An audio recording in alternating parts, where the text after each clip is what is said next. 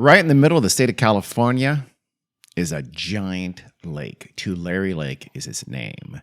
It's the biggest lake in the western U.S., and it wasn't there about 7 months ago.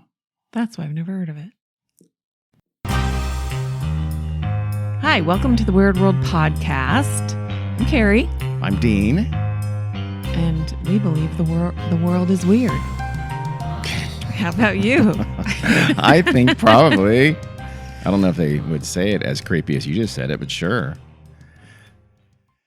Today, as you know, because we did that new little intro thingy there, we're going to talk about a thing called Tulare Lake. It is a big-ass lake in the middle of California's Central Valley, which is an agricultural powerhouse. It's one of the most profitable agricultural areas in the world, probably the most profitable. Have been to Tulare? Yes, you have. Is it a city? It is a city. And a county. And yes, it is. The lake is about roughly equidistant between Fresno and Bakersfield. It's a little south of Tulare, a little inland too. So it's literally right in the middle of California. Okay. It's 170 square miles in surface size. I don't know if that's huge. That is as big as California's much more famous Lake Tahoe, that sits on the California-Nevada border up in the north in the Sierra Nevada mountain range. That was the place, Lake Tahoe, where Mark Twain used to go looking for gold, and also nearby where the Donner Party ate themselves. For just a little context there. So, for instance, I mean, you probably won't know this off at the top of your head, might. But I probably won't. Is 170 square miles the size of a city? Oh, you thought I was done with my comparisons. Oh, I'm not. Okay. Terry, do you not know me? It is enough to fit 4 Disney Worlds comfortably within it. Okay. It is about the 10th the size of the state of Rhode Island. So it's a small state in the nation still. About a 10th the size of the whole state of Rhode Island. It's about 3/4 the size of the Isle of Wight for our UK listeners. And also the same, about 3/4 the size of the city of Manila for our listeners in the Philippines. It's more than twice the size of the Abel Tasman National Park for our listeners in Tasmania. And you're so weird. Enough. That totally seemed like it was set up. Like I asked you that. It did, and it wasn't. So thank you. Thank you for that segue. You're welcome. It's big. It's very big. Four Disney Worlds did it for me. There you go. That's probably like 8 Disneylands, right? Oh, I bet it's more than that, actually. Yeah. I bet it's 11 and a half. I have no idea. But Disney World's a lot bigger than Disneyland. Though it's pretty shallow. It's only about 5 to 7 feet deep. Perhaps most amazingly, as I teased ahead, that it did not exist less than a year ago. Early this year, 2023, it wasn't there. This is all farmland. The massive storms that battered the state of California this past winter, and now the swelling meltwater that's resulting as the snowpack starts to melt, have just fed this depression area. Central Valley is a huge, huge, huge depression, essentially. And valley, some might say. It is. But it's like it has mountains on both sides. Yeah. It really is this deep valley. If you look at a topo map of California, it's a dramatic, low-lying, massive valley that right in the middle of the state of California. And the shallowest part of that is basically this area of this Tulare Basin. And so that's why it used to be, we'll talk about in a minute, a much, much bigger lake even. And that's why all this meltwater and all this floodwater has flooded over the rivers that used to feed Tulare Lake. We'll talk about why they don't any longer. And have just literally in a matter of weeks, it became this massive, massive 170 square mile lake covering sprawling farms, roads, power installations, even some homes. It's actually displaced very few people. This is almost all farmland. Okay. Yeah, I was going to ask. And growing, very real value-added stuff, nuts, also like cotton and tomatoes and things like that. So this is all privately owned all of it. Land that was being used by people for active farms. Absolutely. Extremely profitable farms. Wow. So what are you going to talk about what they are going to do? Yes. Okay. A little bit. Which is get a boat and go skiing?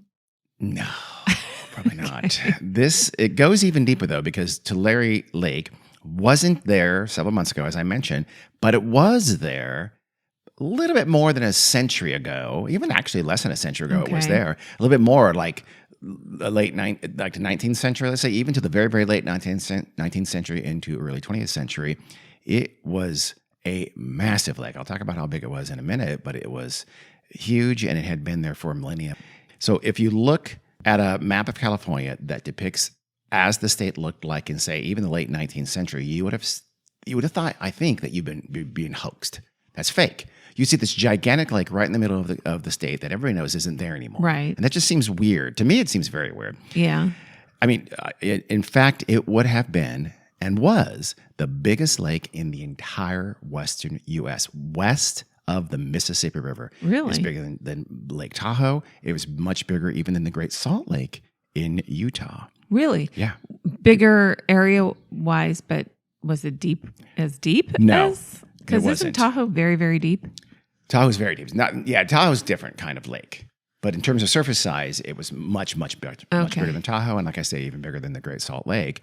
So it has this fascinating history. We're first going to talk a little bit about this history of the Tulare Lake. Then we'll bring you back up to what's going on there right now with this new lake and what's underneath it, which is some pretty weird stuff. And then I have a couple little bonus tidbits for you that are kind of lake-oriented. So it's Lake Week here at the Weird World Podcast. Lake trivia? Is that what it's That's not trivia. Oh, okay. There's some interesting little lake-related stories, a couple of them. Oh, okay. So this new Tulare Lake sits in this shallow basin. Again, I mentioned it's between Fresno and Bakersfield in inland California. It was over 700 square miles at its biggest, kind of this oyster-shaped freshwater body. And it's actually one of several lakes. So it was the biggest of several lakes that formed this huge, vast inland watershed in the middle of California. Again, people think of the Central Valley as pretty arid, and it is, kind of, but it is also very low-lying. And this huge watershed that Tulare Lake was the 700 square mile center of was just a massive wetlands. It supported incredible teeming life. I have an idea of what might have happened to the water. I think you do, and it's a sad story. It's basically money over life. Wins every time. It was again, as I mentioned, the largest freshwater body of water west of the Mississippi River. I'll take that back. I'm not positive it was bigger than the Great Salt Lake or not. I don't know that for a fact. It might have been in terms of surface space, surface area. It had these huge tracts of surrounding marshes and vegetation. So it was, millions of birds of every type, beavers, turtles, tons and tons of fish, Thule elk, huge herds of Thule elk, pronghorn, not an antelope, but I'm talking about people call the pronghorn antelope, a type of giant garter snake lived there. And it had the big animals too that preyed on these creatures like coyotes and cougars and grizzly bears. Wow. So it was the main, really kind of the most life-giving area in all of the central part of California.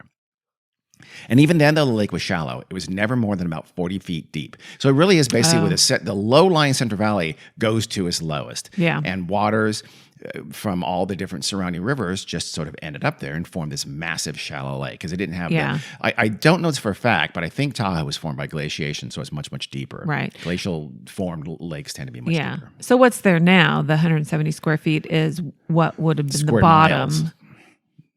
Square miles is what would have been the very bottom of the 40-foot deep lake I think 100 so. years ago. Yeah. Okay. It would have expanded in all directions, Correct. I imagine, depending on the topography. Okay. So, but still, it supported tens of thousands, some estimates as much as 70,000 Native Americans lived around in this area around the lake, mainly from what's now called the Yokut tribes, although that's not their word, and most of them don't like that word. There's a couple of tribes, these related families. One is like the Tachi, for instance. They fished, they hunted the waters, they made these reed boats from the Tulare gets its name from Thule, those reeds, and so they make reed boats that were very, very efficient. And whenever the lake would overflow, they would just move up into the hills in kind of a semi-nomadic way and wait for it to recede a little bit. The first European to see the lake was Friar Juan Martin in 1805. You know what's going to follow that. Yep. I was going to ask, what happened to all the Native Americans that lived 70,000 or so. Sparse settlement. Yeah. A few people started to move in, Spanish people then. In kind of the early 19th century. Then later some Americans started to move in. A few decades later or so, a famous American explorer named Jedediah Smith was the first American to see the area. He was mucking around there in 1826. What do you mean by you mean European American? First European American, yes. An early turning point was exactly what you expect. It was 1833, and it was an epidemic, probably smallpox, but it was utterly devastating. It wiped out, no one knows for sure, but for sure the vast majority of all Native Americans in the entire kind of inland central California were wiped out. It was thought to have been brought by British fur traders. Nice of them. Yeah. It's an American ethnographer named Frank Latta. He studied those tribes, and he had sources within them, and they told him stories of this massive die-off around the lake. That like there were so many dead that there weren't enough survivors to bury them. Wow. Whole islands, an island called Skull Island, was essentially taken over for a mass Native American burial ground. Ooh. Villages were wiped out 100% and just abandoned. And so a lot of the survivors actually fled to the hills to wait and see what's going on. They'd kind of like test it and come back. If one of them died, they'd go back up to the hills. Mm-hmm. So it was absolutely devastating. It just destroyed the population there. 2 Mexican families were given land grants in 1843, and then so more settlement followed that.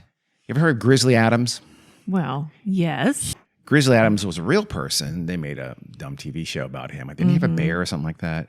Probably. But he was in the mid-19th century. He was an American like trapper, explorer, hunter, kind of a guy. Dan Haggerty played him. Dan Haggerty, that's right. Good one, Wow, Carrie. that's very impressive, if you say so yourself about yourself. In 1859, he went to Tulare Lake. I think he heard, there's tons of elk there. You can go kill a bunch of them. So he did. Sure. In fact, he was taken to an island by these 2 children, Native American children, who should have known better. Yeah. In a reed boat, and just was shocked on this island. It was just loaded with elk, and so he killed a bunch of them because he's a quality guy. By the end of the 1850s or so, the growing American population, the United States has control of this now, decided they didn't really want any natives around anymore, even the remnant population that was there. They thought, no, we want none of you on our land. So they effectively ethnically cleansed the area, or at least or almost entirely. And the Native Americans, tribes in the area, what was left of them, were forced to move elsewhere. Most of them were forced into what was the Fresno Reservation in this kind of around this time of the Civil War.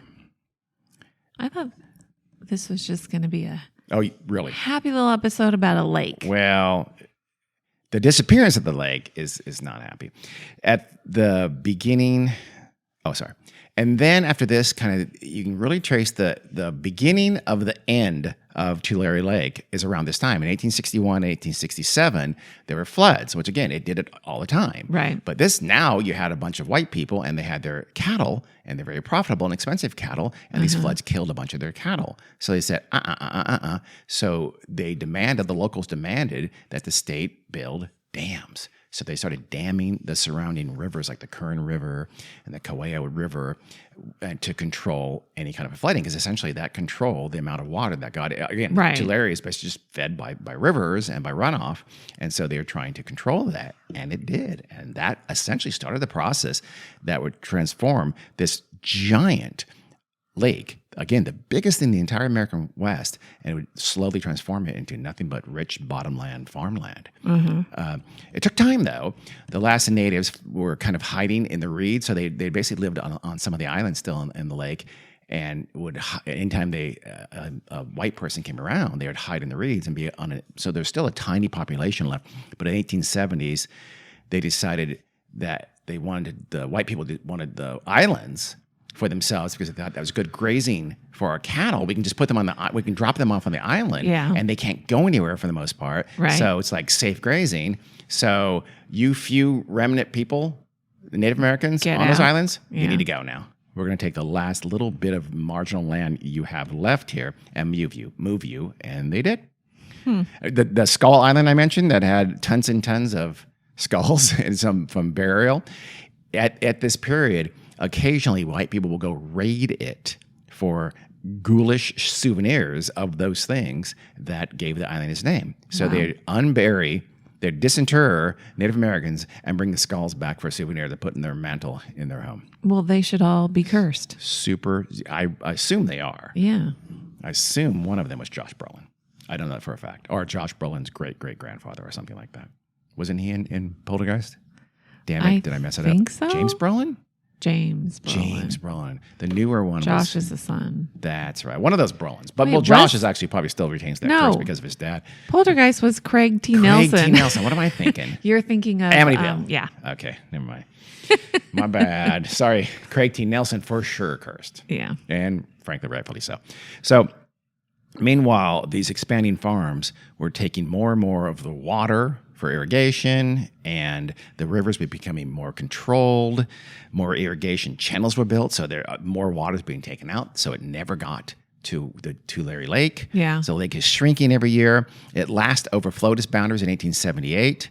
Then more dams, more farms, and it just shrunk. It was shrinking and shrinking every year, and people knew what was going on. Yeah. So there was a Scottish travel writer named Constance Gordon Cumming, and she visited California in 1884, and she realized immediately what was happening. She warned, quote, that even the Great Tulare Lake itself is in danger of being gradually absorbed by the numerous canals and ditches with which the whole country is now being intersected.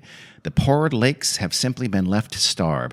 The rivers, whose surplus water hitherto fed them, having now been bridled and led away in ditches and canals to feed the great wheat fields, end quote. Yeah. So they absolutely knew. There was a mouse before. They knew that every time they planted another acre farm and took water from the rivers, they were killing this lake, this bountiful, giant, Yeah. I mean, an incredibly important part of the California's geography was literally just being destroyed and disappeared.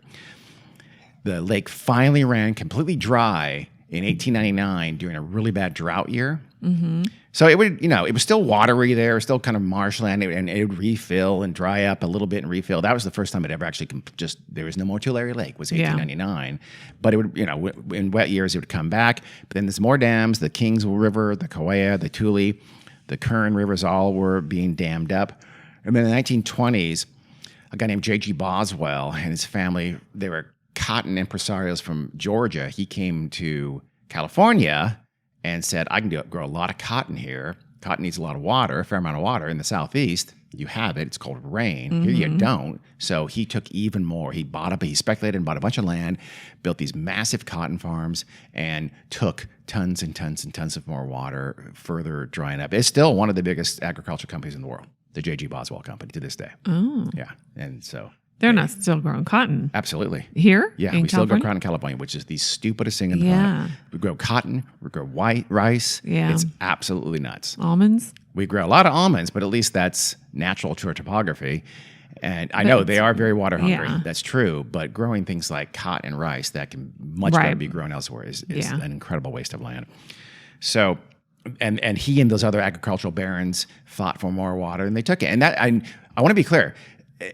California was never a family farm, like the kind of mythology of the Midwest and Iowa and places like that. Oh, it's the family farmer with their 40 acres. That's grossly exaggerated, even in the American Midwest. In California, it was pretty much never like that.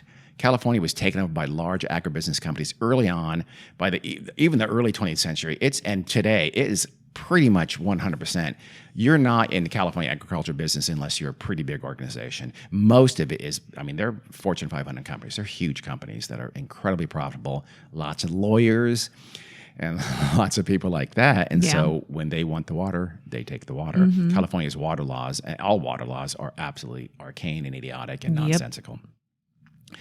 So these big water barons had this thing called first in time, first in right water rights. So basically, if you first one there and you're on the river, you get all the water, which is, again, it's insane. Yeah. Water should be a public good. No one should own any water in any permanent source ever. Don't get me wrong. We need to use it for agriculture. I'm not saying not at all, but they're very greedy. They're incredibly stupid with how they waste a shit ton of water because it's virtually free to them. Because they don't have to figure out more efficient ways to use it. They're not forced to by the free market. Yeah. The free market protects them and makes them very inefficient and very wasteful, and they are. And then they put those signs on the side of the road on their farms that essentially threaten Californians. If you fuck with us, we'll starve you. Yeah. So classy people, all of them. I'm not worried about it. They can go fuck themselves. So, but again, think about that. It's all the water rights are based on first there. Think about that for a second. Who was first there? Not them. Not Wasn't any you of them. J.G. Boswell or any people like you? Current today, a tribal leader has said, quote, even now the tribe doesn't have those first water rights. Instead, they go to the first people who destroy the natural waterways and move the water away, which he's 100% right.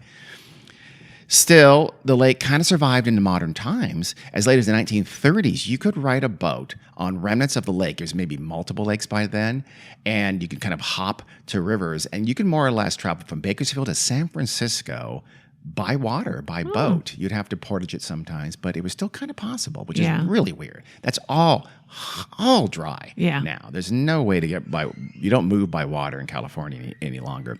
Even as late as World War II, the Alameda Naval Air Station used what was left of the Tulare Lake as a base for seaplanes, I guess for coastal operations. Yeah. So there's still water there, but then it's pretty much gone.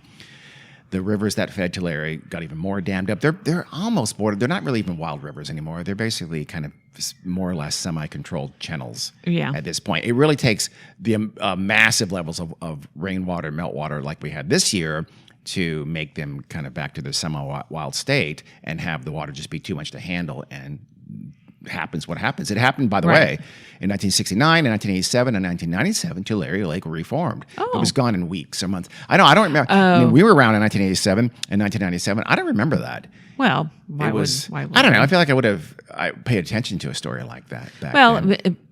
I'm assuming it didn't get anywhere near as large as it is now. Not nearly as large, and was gone very quickly. Yeah, a puddle. Yeah. Here it is in 2023, and it's back again. But what lies beneath this now new current Tulare Lake is also very different than what was there before. It was this rich waterway and wetlands area. Now, though, the constant farming that's been going on for all these decades has led to soil salination. Yeah. So presumably then the water is quite a bit saltier than it would have been, a century ago or more. And it's also, these vast farms. So think like rows of drowned produce and things like that are under this lake now.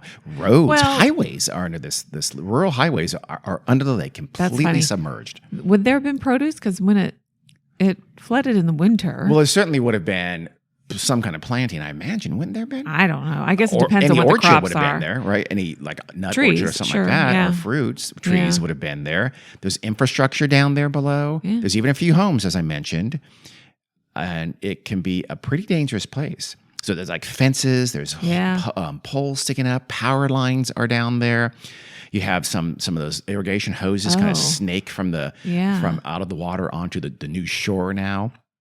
And it's not just salt leaching from the soil into the water, but think about what modern farming is like. Tons of chemicals. Yeah. Tons and tons of chemicals. Diesel fuel, cow manure. It's a pretty dangerous place, actually. Yeah. People are going there. There's been a little tourist boom. People want to go visit it and see it. I frankly would like to go see it. Yeah. But it can be dangerous. Go in it. Yeah. Yeah. You get too close, your car might get stuck because it's very muddy around it. It's starting to recede now, finally, a little bit. So a lot of people have gotten stuck. There's all kinds of detours because these are significant roads, and then they now are closed because they're underwater. And lots of small animals, by the way, drowned. Yeah. There's lots of animal bodies along the shore decomposing. Eesh. The Pacific Gas and Electric Company, that's the power company that serves the region. PG&E has lost miles and miles of power lines, but also a tremendous amount of pretty heavy-duty machinery and infrastructure. They've hired divers, lots of them, to go try to recover this infrastructure that's now submerged. And they're so heavy, they had to get heavy-duty Chinook helicopters, massive, multiple-rotored helicopters to go in there. So the divers go and, wrap up.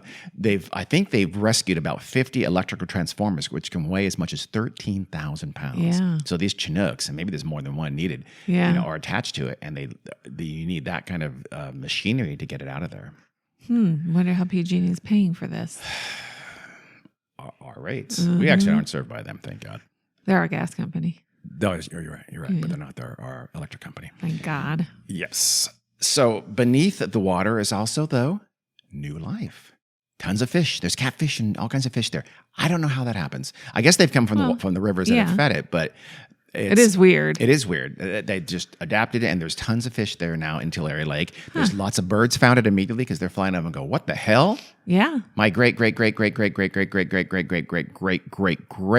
Egret talked about a lake in this area. Now I'm seeing it too, as I assume what's happened. And so they're swooping down and living near the lake. And some people would like to see it become permanent. Yeah. Certainly the swallows, ducks, egrets, wrens, and blackbirds would like that. And so would the native tribes. They called the Tulare Lake the Pa'ashi. It was very central to their physical and spiritual way of life. Yeah. Obviously, it was incredibly. It was almost like the bison were to Plains Indians. You had once the lake was there, their life was tenuous anyway. When it was gone. Many. There's a couple of these so-called Yokut tribes. One is the Tachi, and the lake is central to their creation myth, for instance. And so some modern tribal leaders are saying, "Hey, let's continue to allow more water to reach Tulare Lake and leave it there permanently." There was a study done in the 1980s. I guess that was after the 1980, what was it, 7 I said? I can't remember, 3 or 7, something like that, where they had the last flooding and the Tulare Lake came back for a short time. So they did a study and they found that a renewed Tulare Lake would hold far more water than this giant proposed dam and reservoir project that was kind of on the books and in policy arena at the time at a tiny fraction of the cost. Yeah. So it's could be an economically smart thing to do. But these farmers are going to have to give up more water that's going to have to flow down into this lake to make it permanent again. And they're going to have to give up land. It's all private land. The water rights are all controlled by these private giant agribusiness companies. Yeah. They are mega corporations. Again, they have the water rights law on their side. They have lots of lawyers. They have titles. It's not going to happen. It really is David versus Goliath. In this case, David he's going to get his ass kicked. So State of California can't do anything? No, Conservation-y? No. Short answer, no. Already the water's starting to be drained off. It's being sent into reservoirs as those reservoirs can take it. A lot of those are already pretty full. Yeah. It's being channeled into irrigation in farmland that's still above water. It's being, and one good thing that's happening is being diverted to areas to sort of then percolate down into the groundwater because we've just taken so much of our groundwater that this can replenish some of that. So that could be good. It's also been pushed into the California aqueduct, which goes down and feeds thirsty Southern California, and it's being sent to cities as well. So it's being drained off right now. It's still going to be here for a while. Experts think it should be here for probably at least 2 years. Wow. And that's if we don't have another wet winter next year or the year after. And it's possible that we will. So it's going to be, that's not permanent, obviously, but that's longer than it has been in quite some time. Yeah. And the rivers that feed it are still bursting and overflowing with meltwater. So it's still being fed, but it is being drained off. And my understanding is it's just starting to shrink just a little bit. But as the summer heats up and the meltwater is exhausted, it's going to start shrinking more rapidly for sure. Yeah. But it's going to be around long enough that the Kings County Sheriff's Department bought their first airboat earlier this year. So they assume it's going to be needed for a little while. Why? To police there. Like I said, there's people going there and doing stupid things. Yeah. There's people illegally diving there. This is all private land. You're not allowed to go in there. Lots of people doing it. People getting stuck. It can be very, very dangerous to be down there. It's not just that you shouldn't drink the water, which you obviously shouldn't, but you really don't. Damn, you little shithead. Hey. Shut up. Loki and Lily. Hush. You're bad dogs. Why don't you stop it for a second? Is it Emma? You're very... So it's not just that you shouldn't drink the water because the chemicals in cow manure that you'd be drinking, but and diesel fuel too. Not good, not delicious. Well, a little bit delicious, but not what people think it is. And you also should not go in. It's a dangerous place to be. Like I said, people are doing it. Yeah. Someone's going to get hurt here eventually, probably in all likelihood. So be careful if you do want to visit. Again, I'm not urging you to do so. Not at all. And it can't be easy to get to either. Although I guess you can just go to the end of some road where it submerges. Yeah. I suppose. We'll have to figure that out. So the Tulare Lake is going to be here for a little while. Enjoy it while you can. It will probably be gone in a couple of years. Sad to say. But as I promised, we do have a little bit of other lake Wait, I have stories. an idea. Yes, please. Why don't Native American tribes sue to get it back? The law would be, again, like I said, water law is arcane, but it's been around for a long time. It is on the sides of the people who own the areas. First in. The water, yeah. Well, yeah. It would be them. You'd have to make a very holistic view of it. It would be extremely expensive, and they'd probably lose. I'll be on that jury. Oh, Well, now you won't. First of all, you don't live anywhere near there. Second of all, Well, I'll move. you've kind of given the game away here, Karen. Yes. Are you biased? Absolutely not. I can make a fully unbiased decision. I here. could. Oh, no, you couldn't. You just said you couldn't. You're actually I you're did offering say I strategy couldn't. to the Native I American said tribes. I would be on that jury to make a completely fair-minded You'd probably make the right decision, thingy. but it wouldn't be There you go. fair-minded. Yeah, well, of course it would. Well, no, right I and mean, fair-minded are the same thing. Not always, Carrie. Not always. It wouldn't be unbiased. How's that? I'll say that. Let's not be ridiculous at this point, Carrie. I think can I'm see. being... So, you want to hear some other lake natives? Yes, I do. The resurrected Tulare Lake may be dangerous, but Alaska has new lakes by the score, dozens of them, that actually can menace people on a global level. What? Yeah. You're going to have to explain that statement. I fully intend to. Good. As the planet continues, can you just... We're going to start over there. As the planet continues to warm, the permafrost in Alaska, and really all that, think of that northern rim, Siberia, Alaska, Canada, is melting. Permafrost, if you don't know, is essentially ground that is frozen year-round. It's vegetation, but it's essentially ice, and the water in there is ice. So it's very hard, it's icy, and it's frozen year-round. Well, not anymore. Yeah, that's because of bad. global warming. It's starting to melt in a lot of places. This process releases massive amounts of ice as water, Yeah. and that causes subsidence in the land. So the land sinks, water is being melted, the ice is melting into water. So what's that going to do? It forms a lake. Yeah. Again, it's somewhat shallow lake, but they're called thermokarst lakes. And essentially that means that this exact process, they've been caused by melting permafrost, subsidence, and that melted permafrost now turns into that now lower ground turns into a lake. Sometimes pretty good sized lakes. Yeah. The place that is now Big Trail Lake in Alaska, for instance, was once 3 meters higher and was a spruce forest. So this big spruce forest is now, you look on the map, Underwater. and it's a lake. It's a very long lake. It actually, it's weird. It wraps around like a highway. I think it's on the Kenai Peninsula in southern Alaska. And so it wraps around a highway. I'm assuming they built the highway on higher ground, I guess. Yeah. And so, hopefully. yeah, because the lake kind of butts up against it in the large, it's probably just a rural, road. Yeah. But still, it's one of dozens of these new thermokarst lakes across all of the northern area of the world. And so this process can also kind of almost take on a life of its own. So the warming from the water causes further warming. Water is warmer than ice. Yeah. That spreads the melt surrounding it, and Yeah. it creates new of these lakes or expands these thermokarst lakes as it melts and warms. And so scientists and experts are saying, look, we've got a lot more of these lakes in our future. Yeah. And so you might think, well, that's not so bad, right? Well, it is, because I really meant when I say they warn us this, Yeah. I meant that directly. There are some pretty serious consequences for this. The dead plants and the other organic matter decompose, and that produces bacteria blooms and massive amounts of bacteria and decomposing organic matter, which does what? It releases carbon dioxide and methane. Both of these Ooh, are bad. critical greenhouse gases that Yeah. contribute to further global warming that is creating these thermokarst lakes in the first place. So it's this vicious loop. So you're saying the Earth is very soon going to be covered in water, and we're all going to be dead. Well, I'm not exactly saying that. That's what I'm taking away from this. But this bacteria it's like they come up, it's rising up these little shallow lakes. And sometimes, by the way, people have seen giant bubbles and just belches out a bunch of carbon dioxide and methane. And it's doing this all the time, right?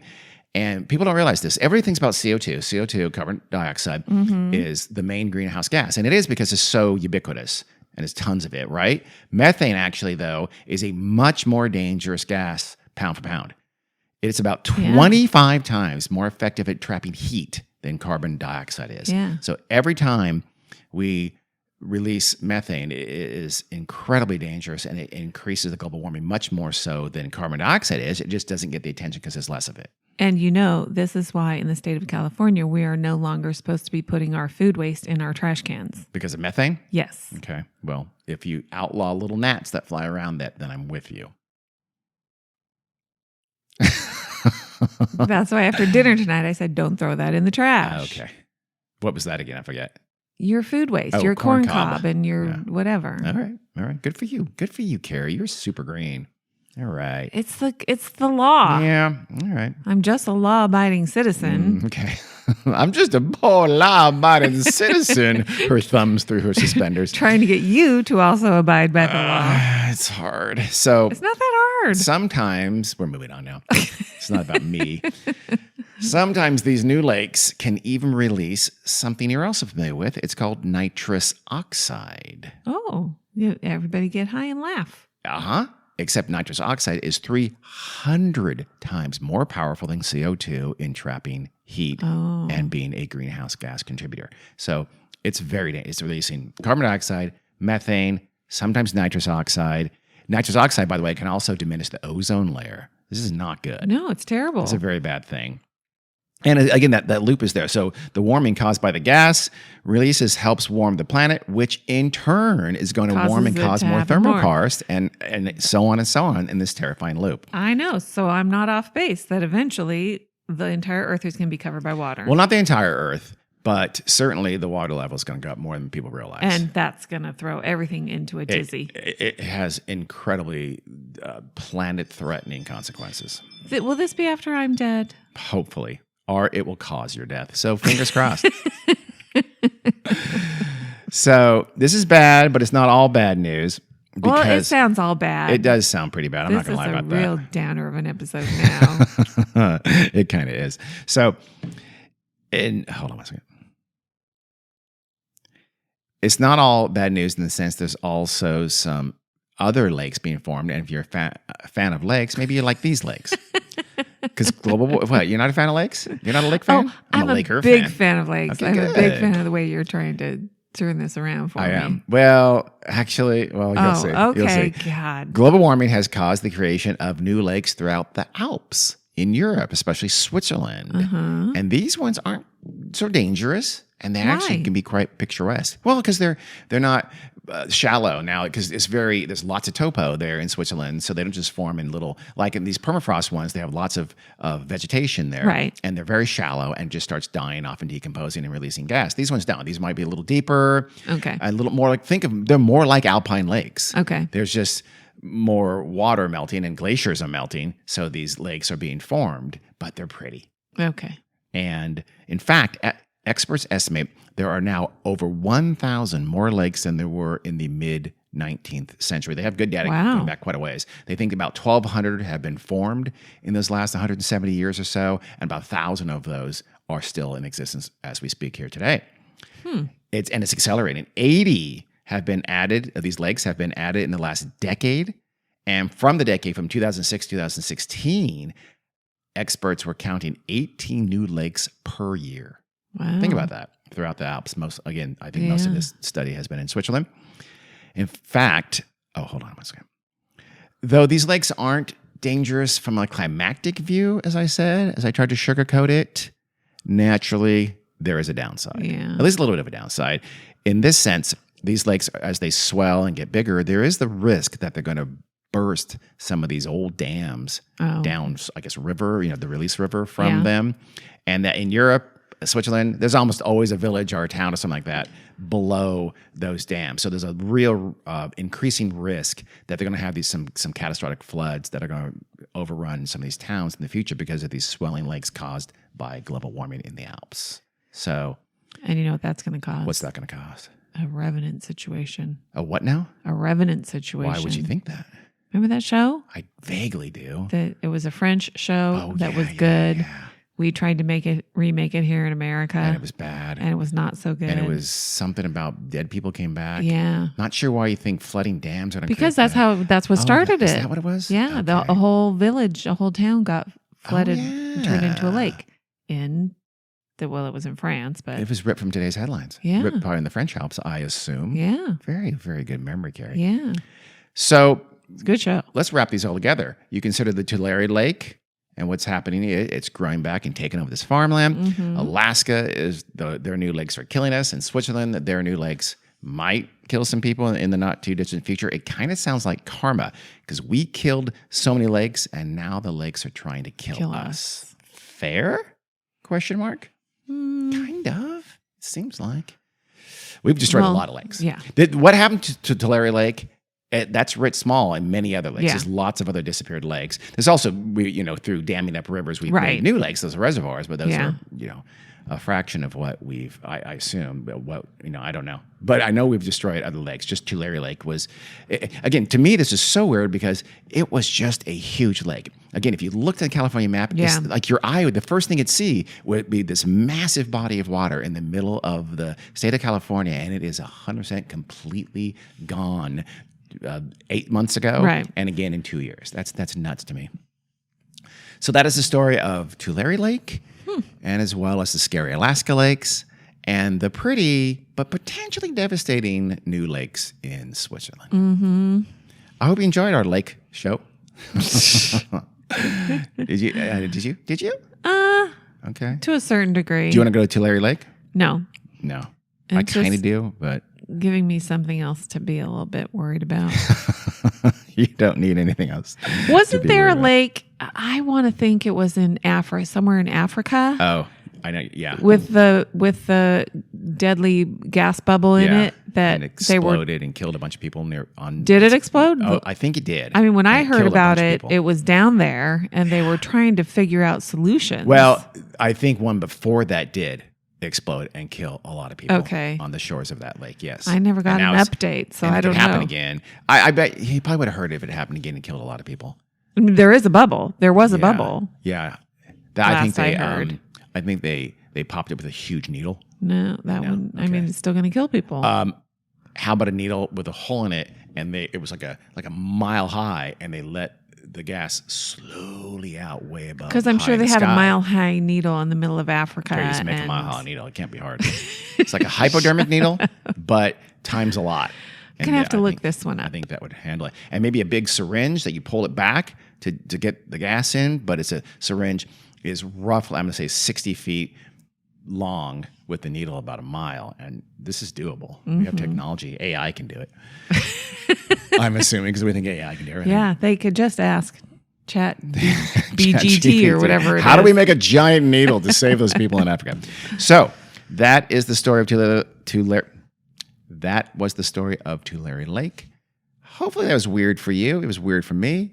Yeah. We'll see you next time. Thanks for listening. Okay. Not thank you, Dean, for telling us this downer of a story. Sorry about that. Okay, next time. Carrie will say something happy. Watch you. It's going to be a good one. Okay, that's good. All right. Bye. We're going to do